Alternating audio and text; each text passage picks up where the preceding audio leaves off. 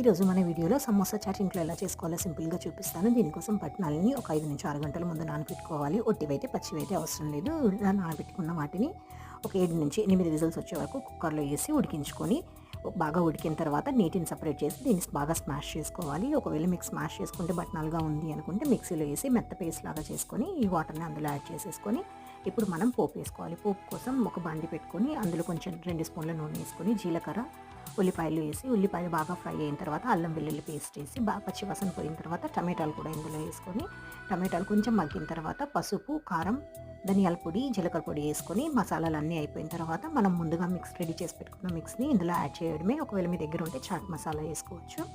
కొంచెం ఇది చిక్కబడిన తర్వాత దీని మీద కొత్తిమీర చల్లుకోవడమే. ఇవైతే రెడీమేడ్ సమోసాలు మనకు అన్ని షాప్స్లో దొరుకుతాయి. ఆ సమోసాలని ఫ్రై చేసి దాన్ని స్మాష్ చేసి దాని మీద ఈ చాట్ వేసుకొని తినేయడమే. అంతే, మనకు బయట దొరికే సమోసా చాట్ రెడీ.